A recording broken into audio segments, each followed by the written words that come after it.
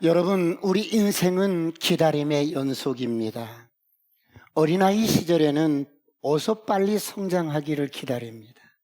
학교 가기 전에는 입학하기를 기다리고 방학을 기다리고 졸업을 기다립니다.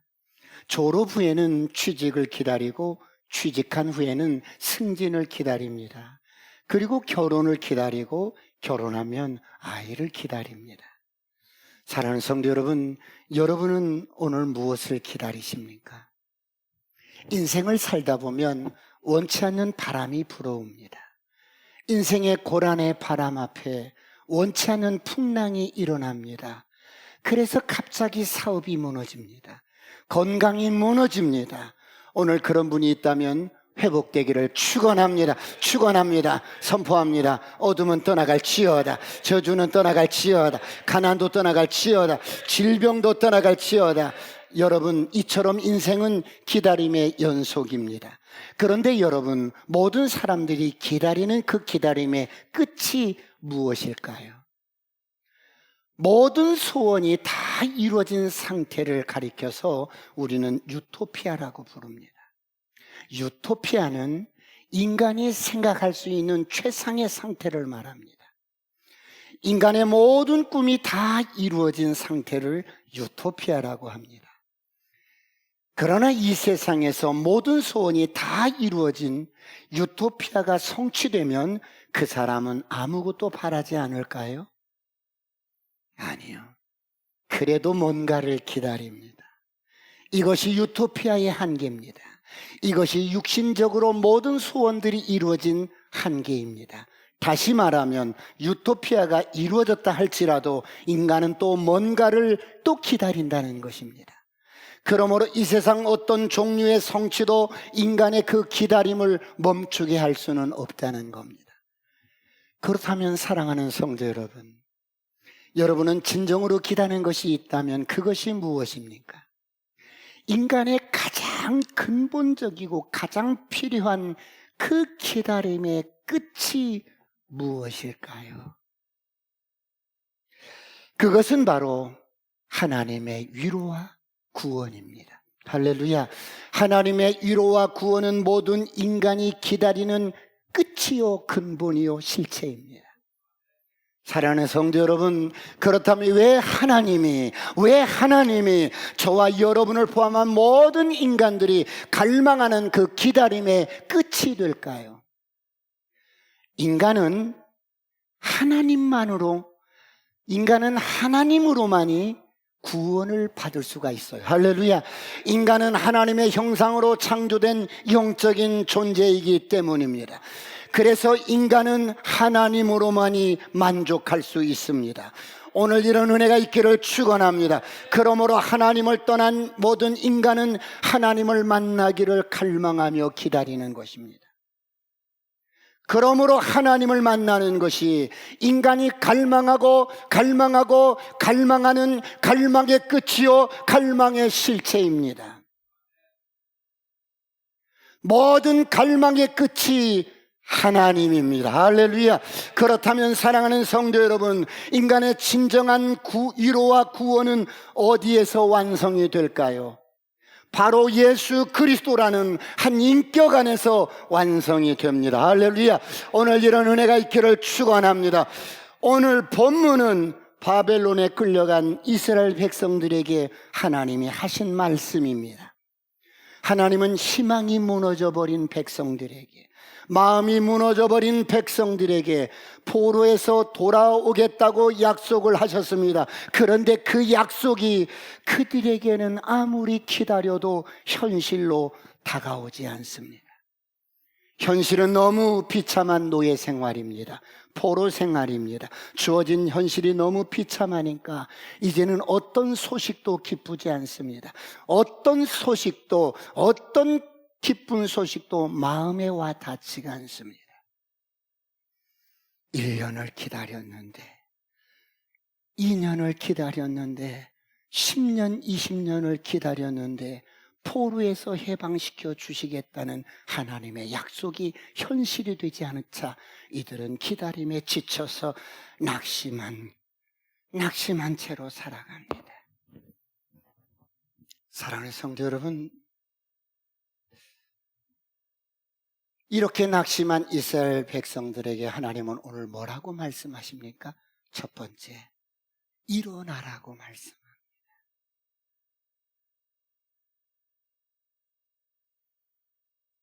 다 같이 한번 우리 합독할까요? 1절을 다 같이 합독합니다. 1절 다 같이 시작. 시온이여 깰지어다 깰지어다 내 힘을 낼지어다 거룩한 성 예루살렘이여 내 아름다운 옷을 입을지어다 이제부터 할례받지 아니한 자와 부정한 자가 다시는 내게로 들어옴이 없을 것임이라. 시온이여 깰지어다 깰지어다. 이게 무슨 말씀이에요? 영철아 일어나. 금상아 유경아 일어나. 하나님이 우리의 이름을 부르면서 깨우시는 거예요.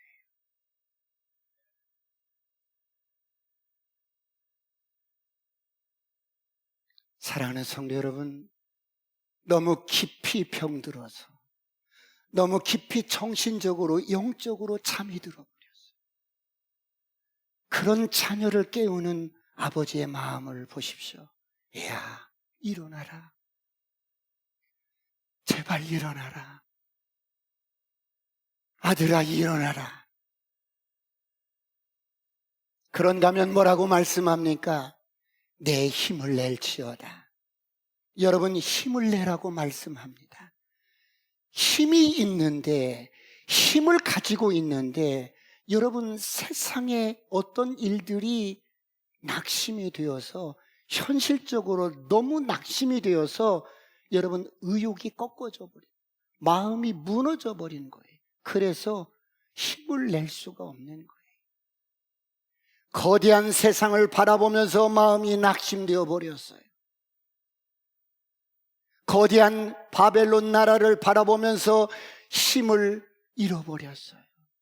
화려한 세상을 바라보면서 너무도 초라한 내 자신이 여러분 너무 초라하다고 생각이 들어서 힘을 잃어버렸어요. 해봤자 별 수 없어. 난 안 되는 거야.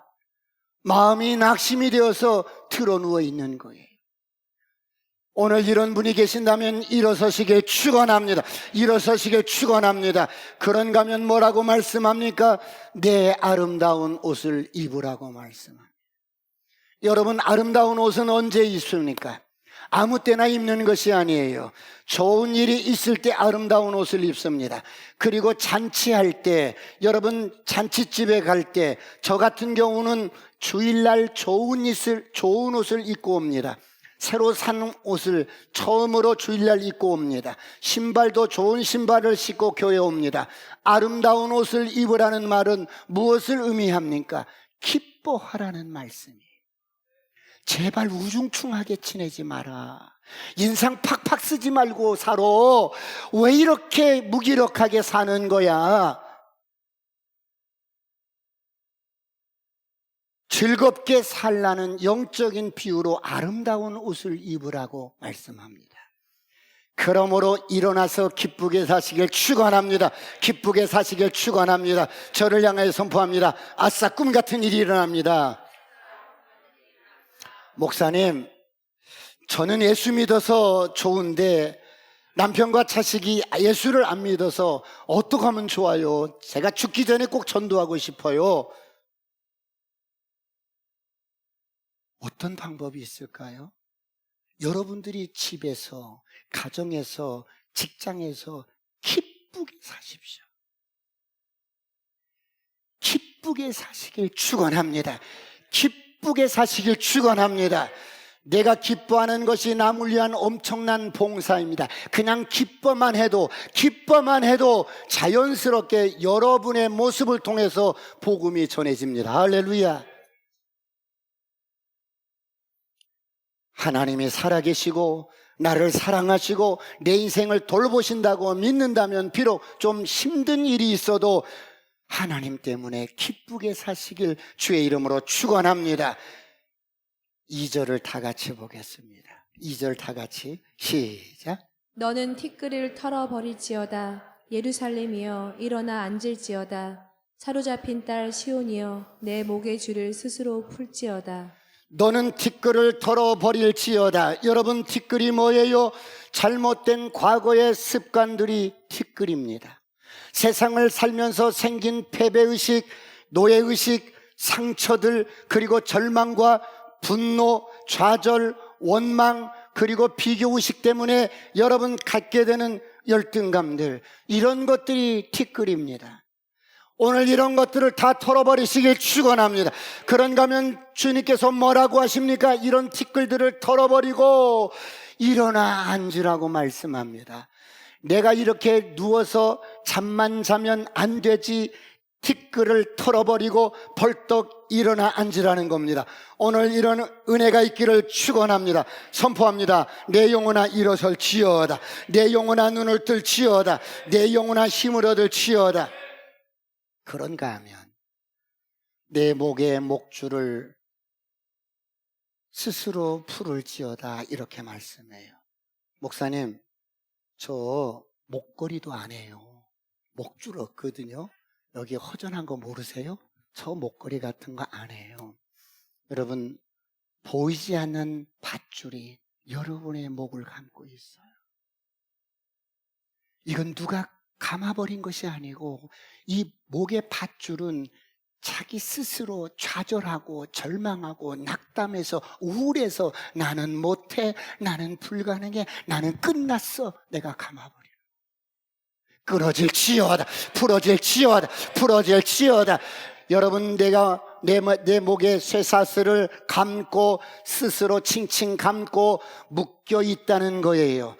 오늘 어떤 것들이 여러분을 사로잡고 있을지라도, 여러분의 목줄을 잡고 있을지라도 풀어질지어다, 풀어질지어다. 사랑하는 성도 여러분, 만일 여러분의 자녀들이 희망을 잃어버리고 매일 누워서 낙심한 채로, 마음이 무너진 채로, 의욕을 잃은 채로 누워만 있다면 여러분 어떻게 하시겠어요?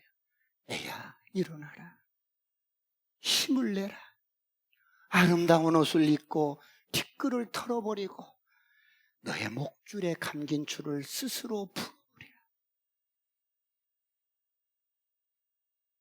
혹시 중독의 영에 목줄을 메고 일어나지 못한 분이 계세요? 끊어질지어다, 끊어질지어다. 그렇다면 사랑하는 성도 여러분, 왜 하나님께서 이렇게 말씀하십니까? 하나님은 이것을 해결할 능력을 가지고 있기 때문입니다. 할렐루야. 하나님은 전능하신 분이에요. 그래서 그리스도 예수 안에서 저와 여러분은 내게 능력 주시는 자 안에서 능치 못함이 없습니다. 다시 한번 일어서시길 축원합니다. 다시 한번 도전하시길 축원합니다. 3절을 이렇게 말씀합니다. 3절 다 같이 시작. 여호와께서 이와 같이 말씀하시되 너희가 값없이 팔렸으니 돈 없이 속량되리라. 아무 대가 없이 내가 너희를 포로에서 해방시킬 거야. 아무 대가 없이 내가 너를 죄에서 해방시킬 거야. 아무 대가 없이 내가 너를 죽음에서 해방시킬 거야. 할렐루야. 주님이 이렇게 말씀하시는 거예요. 네가 울어도 소리쳐도 몸부림쳐도 해방될 수 없는 죄의 여러분 그 목줄에서, 그리고 죽음에서, 저주에서 아무리 몸부림쳐도 풀어날 수 없는, 해방될 수 없는 운명의 줄에서 내가 너를 해방시킬 거야. 할렐루야. 바벨론으로부터 돌아오게 할 거야 약속을 합니다. 이렇게 해방이 되면, 이렇게 돌아오면 이들은 어떻게 한다고요? 6절을 다 같이 보겠습니다. 6절 시작. 그러므로 내 백성은 내 이름을 알리라. 그러므로 그 날에는 그들이 이 말을 하는 자가 나인 줄을 알리라. 내가 여기 있느니라. 그럴 때, 그런 날이 오면 너희들이 내 이름을 알 거야. 너희들이 바벨론에서 돌아오면 내 이름을 그때 알 거야. 너희들이 죄와 저주로부터 진정으로 해방된다는 것을, 해방되었다는 것을 알게 되면 내가 누구인지 알 거야. 내 이름을 알 거야. 그렇다면 여러분, 포로로 잡혀간 이스라엘 백성들은 하나님의 이름을 몰랐단 말이에요? 아니에요. 이스라엘 백성들은 태어나면서부터 선민으로서 엄마 아빠보다 하나님의 이름을 먼저 가르쳐요. 하나님의 이름을 모를 리가 없어요. 그런데 하나님의 이름을 알지만 이들은 이름만 알 뿐이에요. 진정으로 예수라는 이름을 절에 스님은 모를까요? 알아요. 그런데 그분이 어떤 분이라는 것을 가슴 깊이 알지 못한다는 거예요. 그러나 하나님의 약속이 성취되어 포로에서 돌아오는 날이 되면 정말로 하나님은 이런 분이시구나. 정말로 하나님은 약속이 신실해서 약속을 지키시는 분이구나. 하나님은 우리의 기도를 들어주시는 분이구나. 과연 하나님은 살아계신 하나님이구나. 하나님은 정말 우리를 사랑하시는 분이구나. 하나님을 제대로 알게 된다는 것. 오늘 이런 은혜가 있기를 축원합니다. 축원합니다. 그러므로 아들아, 너 쓰러져 있지 말고 잠만 자지 말고 너 일어나 깨어라. 아들아, 너는 이렇게 약속이 된 미래를 가지고 있다. 그러므로 어떤 경우든지 낙심하지 말지어다. 할렐루야. 오늘 기다림에 지쳐서 낙담하고 쓰러져 있는 이스라엘 백성들에게, 하나님의 마음이 무너져서 의욕도 없는 이스라엘 백성들에게 하루도 아니고 1년도 아니고 10년도 아니고 70년 동안 포로 생활하면서 기다려도 약속이 응답되지 않는 여러분, 이런 현실 속에서 낙심된 이들에게 주님은 뭐라고 말씀해요? 두 번째, 기뻐하라고 말씀합니다.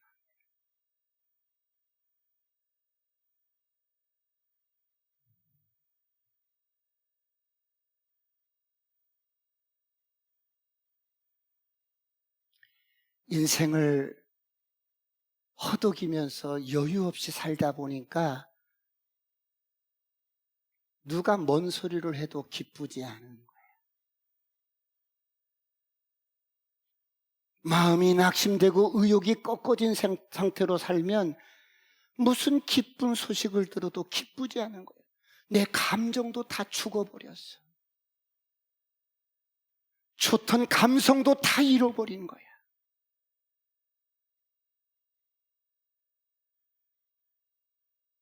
그러면 왜 주님이 이렇게 낙심된 이스라엘 백성들에게 기뻐하라고 말씀하실까요? 그 기쁜 일이 어떤 일이며 얼마나 기뻐해야 할까요? 여기에 대한 하나님의 말씀이 7절입니다. 7절 다 같이 한번 합독합니다. 시작. 좋은 소식을 전하며 평화를 공포하며 복된 좋은 소식을 가져오며 구원을 공포하며 시온을 향하여 이르기를 내 하나님이 통치하신다 하는 자의 산을 넘는 발이 어찌 그리 아름다운가. 좋은 소식을 그대로 옮기며, 이 좋은 소식을 그대로 여러분들에게 옮기면 이게 바로 복음입니다. 복음은 엄청난 소식입니다. 예수 때문에 내 운명이 바뀌어졌어요. 할렐루야. 예수 때문에 내 신분이 바뀌어졌어요. 예수 때문에 내 생명이 바뀌어졌어요. 예수님 때문에 어마어마한, 여러분, 나의 존재가 어떤 존재인 것을 발견하게 됩니다. 예수 안에서 저를 따라합니다. 생명은 내 것입니다. 나는 세상을 이긴 자입니다. 나는 죽음을 이긴 자입니다. 나는 정복자보다 나은 자입니다. 여러분, 이 땅에 어떤 재물을 가지고 있고 어떤 것을 성취한다 해도 이런 신분으로 살 인생이 어디 있겠습니까?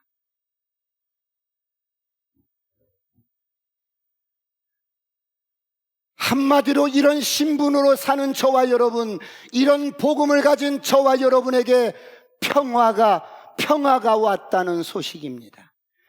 야, 이제 우리는 살았구나. 전쟁에서 이겼구나. 우리가 승리자구나. 이게 복음의 이야기입니다. 오늘 이 이야기를 쉽게 이해하기 위해서 오늘 이쪽에 8절부터 쭉 이렇게 이야기가 나오는데 세 종류의 사람이 등장합니다. 우리 8절부터 한번 보실까요? 8절부터 시작. 내 파수꾼들의 소리로다. 그들이 소리를 높여 일제히 노래하니 이는 여호와께서 시온으로 돌아오실 때에 그들의 눈이 마주 보리로다. 예, 파수꾼들이 어떤 사람들이에요? 여러분, 옛날에는 통신시설이 좋지 않아서 정확한 소식을 듣는 일이 굉장히 어려웠어요. 여러분, 나라에서 전쟁이 일어났어요. 그래서 내 남편과 아들들이 전쟁에 징집돼서 다 출전했어요. 집을 떠난 지 1년이 넘었는데 살아있는지 죽었는지 몰라요. 바람결에 그리운 그 사람의 소식을 듣고 싶어도 들을 수가 없는 거예요. 여러분, 지금 전쟁 상황이 어떤지 아무도 모르는데 가족들이 그 소식에 대해서 얼마나 초조해 할까요? 그런데 전쟁에서 승리했습니다. 그러면 이 소식을 빨리 알리기 위해서 너무도 이 소식을 기다리고 있기 때문에 전쟁터로부터 전령이 막 달려옵니다. 이 소식을 전하러 달려옵니다. 여러분, 마라톤의 유래를 아시지요? 아테네에 마라톤이라는 큰 들판이 있어요. 그런데 거기서 아테네군 1만 명과 페르시아 대군 10만 명이 격돌을 합니다. 이 싸움은 국가의 존망이 걸려 있어요. 생명을 다해서 양 팀이 싸워야 돼요. 아테네 시민들의 마음을 생각해 보세요. 이 전쟁에서 죽으면 나라가 없어지는 거예요. 모든 게 다 끝나는 거예요. 얼마나 전쟁에 대한 결과를 초조하게 기다리고 있었겠어요? 그런데 1만 명의 아테네 군대가 10만 명의 페르시아 대군을 격파합니다. 저를 보세요. 왜? 페르시아 군대는 어떻게 군사훈련을 시키냐면 스파르타식으로 시켜요. 스파르타식으로. 얼마나 강렬하게 스파르타식으로 군사훈련을 시켰는데 그렇게 군사훈련을 받은 10만 명과 아테네 군인들은 1만 명이 싸웠는데 스파르타식으로 훈련받은 여러분 페르시아군이 패배를 합니다. 그것도 10만 명이 1만 명에게. 왜요? 여러분 저를 보세요. 우리가 열심히 일하는 거 중요해요. 열심히 일을 하면 저를 보세요. 이 육체가 보상 심리가 있어요. 그래서 보상 심리가 있는데 페르시아 군대들은 열심히 군사훈련을 받아요. 열심히 용맹스럽게 싸우고 남은 시간에 육체가 보상을 얻기 위해서 어떻게 해요? 술 마시고 여러분 흥청거리고 서로 저희들끼리 싸우고 막 이러는 거예요. 그런데 아테네 군인들은요 군사훈련 할 시간에는 하고요 남은 시간을 어떻게 보내냐면 음악도 하고 운동도 하고 미술도 그리고 이렇게 균형 잡힌 인생을 사는 거예요. 할렐루야. 개개인으로 볼 때는 아주 용맹스럽고 스파르타 훈련을 받아서 여러분 아주 용맹스럽지만 일단 전쟁에서 딱 붙고 나면 이렇게 인생을 균형 잡히게 살았던 사람들이 싸움도 잘하고 승리를 하더라는 거예요. 이런 은혜가 있기를 축원합니다. 그래서 여러분 너무 일만 하지 마세요. 리조 타임, 여러분의 여가 시간을 좀 즐기세요. 예배도 릴렉스하게 드리고 만나서 교제도 하고 여러분 음악도 하고 오늘 밤에 있지요 발표회. 그렇게 인생을 균형 있게 워라벨 살아가시길 축원합니다. 이때 1만 명이 10만 군대를 무찌르고 이 승전보를 여러분 필리피데스라는 사람이 한숨에 달려오는 거야. 아테네 성에 그냥 한숨에 여러분 달려 들어오면서 기뻐하라! 우리가 승리했다! 이 말을 외치고 쓰러져서 심장이 터져서 죽어버리는 거예요. 그것을 기념하는 것이 마라톤 대회예요. 필라데스는 전쟁에서 이겼다는 이 기쁜 소식을 전하려고 생명을 걸고 뛰었어요. 그 거리가 42.195km. 사랑하는 성도 여러분, 왜 전령이 목숨을 걸고 달려왔을까요? 이 전쟁의 소식은 생사를 가늠하는 소식이에요. 만약에 전쟁에서 졌다면 도성 안에 있는 사람들이 빨리 도망을 해야만이 살아날 수가 있어요. 그렇지 않으면 다 죽습니다.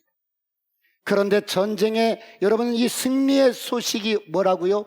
기뻐하라, 승리했다, 평화가 왔다. 자, 이것을 파수꾼이 보고 있다가 막 전령 하나가 뛰어오는데 저게 기쁜 소식일까 아니면 슬픈 소식일까 보는데 승리의 깃발을 갖고 뛰는 거예요. 그러자 뿌 하고 나팔을, 전쟁터로부터 이 기쁜 소식을 가지고 전령이 달려와요. 그래서 기뻐하라고, 우리가 이겼다고 그 소리를 듣고 성읍 사람들이 와 하고 일어나서 성 안에 모여서 잔치를 하며 노래를 부르며 축하하는데 7절 8절을 다시 한번 봅니다. 7절 8절 시작. 좋은 소식을 전하며 평화를 공포하며 복된 좋은 소식을 가져오며 구원을 공포하며 시온을 향하여 이르기를 내 하나님이 통치하신다 하는 자의 산을 넘는 발이 어찌 그리 아름다운가. 내 파수꾼들의 소리로다. 그들이 소리를 높여 일제히 노래하니 이는 여호와께서 시온으로 돌아오실 때에 그들의 눈이 마주 보리로다. 전령에 도착했는데 사람들이 옆에서 묻습니다. 우리 아들은 살아있어요? 우리 남편은 괜찮아요? 내 남편은 언제 돌아오는데요? 살아있었구나. 살아 돌아오는구나. 여러분, 이것이 승전부입니다. 바벨론으로부터 이스라엘 백성들이 해방이 되어 돌아온다는 소식은 이렇게 기쁜 소식이에요. 그런데 살아 돌아온다는 이 소식보다 더 기쁜 소식, 더 놀라운 소식이 있습니다. 그것이 무엇입니까? 바로 죄로 인하여 죽을 수밖에 없는 저와 여러분, 모든 인간의 죄로부터 예수님이 해방시켰다는 이 소식입니다. 할렐루야. 해방이다. 이제 죽음으로부터 해방이다. 심판으로부터 해방이다. 죄로부터 해방이다. 이제 나를 믿는 자는 영원한 생명을 얻고 나와 똑같은 부활 생명으로 영원한 영생을 누릴 수가 있다. 이것이 바벨론으로부터 해방되었다는 소식보다 더 기쁘고 최고로 기쁜 소식이라는 거예요. 오늘 이런 은혜가 있기를 축원합니다. 그러므로 이 기쁜 소식은 10절을 보겠습니다. 이제는 어때요? 10절 다 같이 시작. 여호와께서 열방의 목전에서 그의 거룩한 팔을 나타내셨으므로 땅끝까지도 모두 우리 하나님의 구원을 보았도다. 이제 구원은 이스라엘 민족을 넘어서 온 열방 나라까지, 모든 족속까지, 민족까지 여러분 하나님의 영적인 구원의 은혜가 시작되었다고 선포하라는 거예요. 그래서 우리나라 이 백성들도 그 복음을 들었던 것입니다. 할렐루야. 사랑하는 성도 여러분, 이 기쁜 소식, 아무리 인생이 모든 걸 다 이루어도 그 갈망의 끝이 하나님인데 그 하나님을 만나지 못하면 아무것도 아니라는 것. 이런 기쁜 소식, 죽음에서 해방되고 저주에서 해방되었다는, 영원한 심판에서 해방되었다는 이 기쁜 소식, 이 기쁜 소식을 내가 경험하면 사도 바울이 오늘 로마서 오늘 이사야서 52장 7절 말씀을 로마서 10장 15절에 이렇게 인용해서 우리에게 말씀합니다. 로마서 10장 15절 시작. 보내심을 받지 아니하였으면 어찌 전파하리요. 기록된 바 아름답도다. 좋은 소식을 전하는 자들의 발이여 함과 같으니라. 기록된 바 아름답도다. 좋은 소식을 전하는 발이여. 여러분, 사람이 다 가져도 인생의 죽음 문제 해결할 수 없고, 죄 문제 해결할 수 없고, 심판 문제 해결할 수 없는 그런 소유는 별 의미가 없어요. 그래서 모든 갈망의 끝이 하나님이에요. 할렐루야. 모든 갈망의 끝이 구원인 겁니다.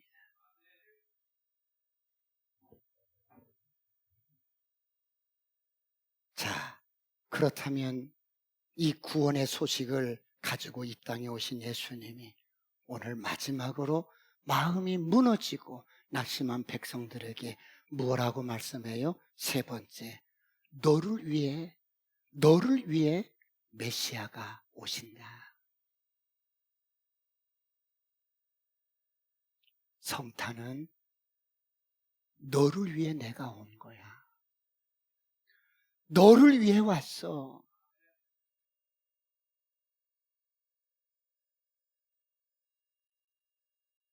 여러분, 이것이 우리 인생에서 가장 기쁜 소식이 될 거예요. 할렐루야. 너를 위해 메시아가 오신다는 거예요. 이것이 모든 인생의 갈망의 끝이 되시길 축원합니다. 바로 너를 위해 메시아가 오신다. 그런데 나를 위해 오신 메시아가 어떤 모습이에요? 14절을 보겠습니다. 14절 다 같이. 나를 위해서 오신 메시아가 어떤 모습이에요? 14절 다 같이 합독합니다. 다 같이 우리 방송실이 지금 조금 NG가 나는데요. 이해해 주시고 우리 14절 다 같이 합독합니다. 시작. 전에는 그의 모양이 타인보다 상하였고 그의 모습이 사람들보다 상하였으므로 많은 사람이 그에 대하여 놀랐거니와. 나를 위해 오시는 메시아, 나를 위해 오시는 하나님의 모습이 어떤 모습이에요? 빛나고 영광스러운 모습이 아니라 몹시도 초라하고 많이 상하고 초라하신 분이 오신 거예요. 어떻게 저분이 메시아가 될 수 있을까? 사람들이 놀라는 거예요. 근데 더 놀라운 것은 15절을 보세요. 15절 다 같이 시작. 그가 나라들을 놀라게 할 것이며 왕들은 그로 말미암아 그들의 입을 봉하리니 이는 그들이 아직 그들에게 전파되지 아니한 것을 볼 것이요 아직 듣지 못한 것을 깨달을 것임이라. 이 메시아가, 나를 위해서 오신 메시아가 와서 뭐라고 말을 하냐면 듣지도 보지도 못한 이야기를 할 거라는 거예요. 듣지도 보지도 못한 이야기를 할 거라는 거예요. 그래서 이 이야기를 듣는 왕들은, 사람들은 놀라서 입이 똑 벌어지면서 다물지를 못해. 여러분, 저를 보세요. 무슨 이야기냐면 이 나를 위해 메시아가 와서 하는 말씀이 내가 너를 위해서 이런 엄청난 영생과 유업과 영원한 생명과 죽음에서 해방과 저주에서 해방과 심판에서 해방과 어마어마한 말들을 이렇게 하니까 듣지도 보지도 못했던 거예요. 여지껏. 이것을 듣보잡이라고 그러잖아요. 듣지도 보지도, 발음도 잘 한다네. 듣지도 보지도 못한 이런 말들을 한다는 거예요. 그러니 여러분, 얼마나 여러분 충격이겠어요.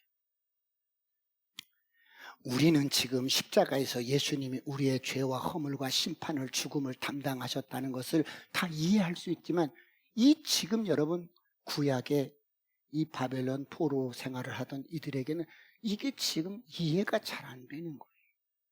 13절을 보고 말씀을 마무리하겠습니다. 13절 다 같이 시작. 보라 내 종이 형통하리니 받들어 높이 들려서 지극히 존귀하게 되리라. 보라, 내가 너를 위해서 보내는 메시아는 뭐라고 해요? 보라, 내 종이 형통하리니. 저를 보세요. 여러분, 형통이라는 말의 개념을 육신적으로 형통이라고 생각하면 이 땅에서 내 육신이 원하는 거 다 이루어지고 여러분 고통 없이 고난 없이 장밋빛 꽃길을 가는 것을 우리는 형통이라고 생각해요. 아무런 어려움 없이 일이 다 잘 되는 것을 형통이라고 생각해요. 근데 하나님께서 말씀하시는 형통 개념은 그렇지 않아요. 보라, 내 종이 형통하리니. 지금 이 땅에 보내주실 예수 그리스도를 향하여 내 종이 형통하리니, 이 형통이라는 말은 어떤 대가를 지불하더라도 하나님의 뜻이 완성되는 과정을 형통이라고 해요. 할렐루야. 자, 그러면 요셉을 사람들은 범사에 형통한 자라고 말을 해요. 하나님이 함께 하시니 요셉의 모든 일이 범사에 형통하였더라. 자, 그런데 요셉이 고생을 안 했나요? 고생을 엄청나게 했어요. 형들에게 팔려서 여러분 애굽으로 팔려갑니다. 그런데 하나님의 뜻을 이루기 위해서 고생을 엄청나게 합니다.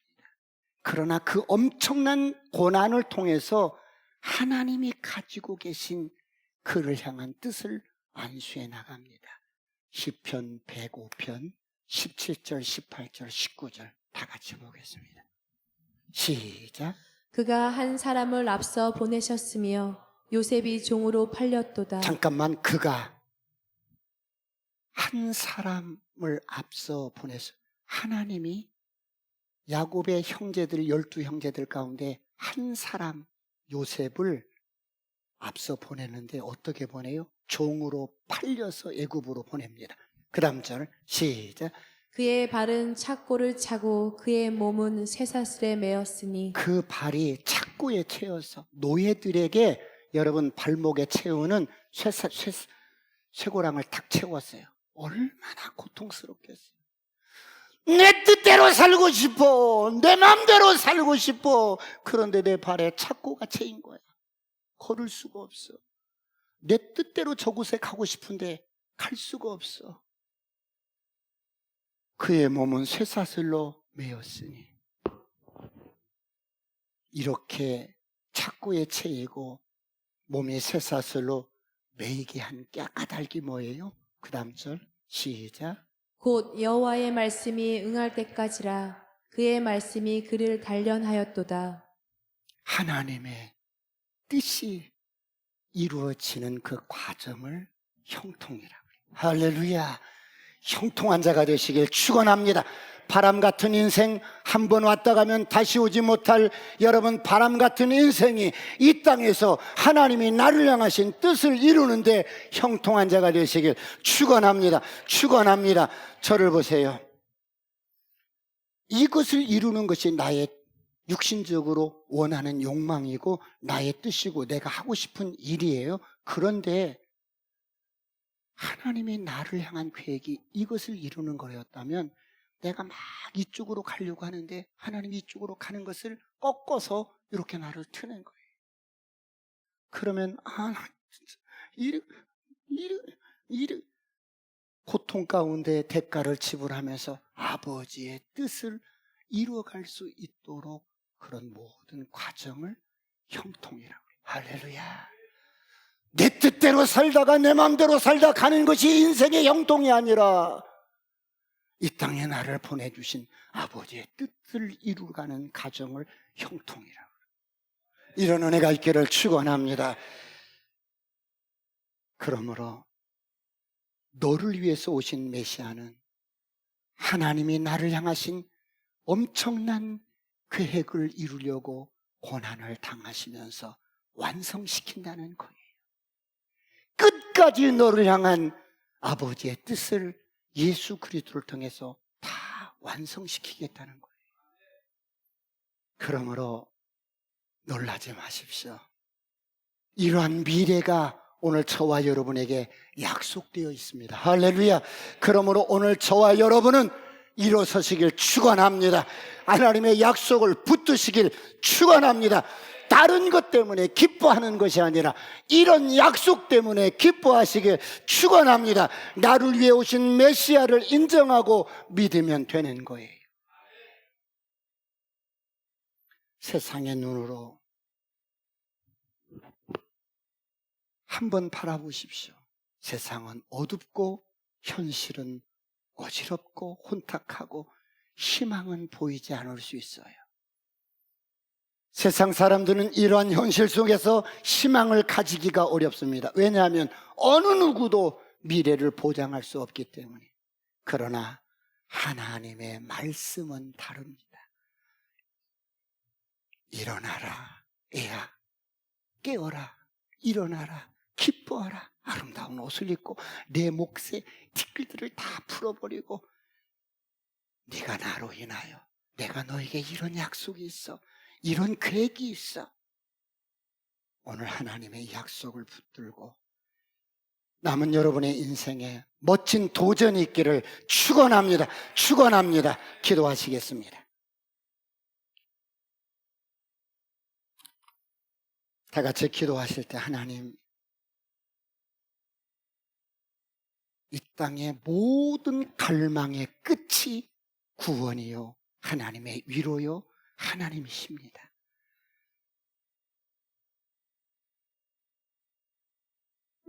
우리에게 이런 하나님으로 하여금 기뻐할 수 있도록 은혜를 주시고 다시 한번 하나님의 약속의 말씀을 붙들고 일어서게 하여 주옵소서.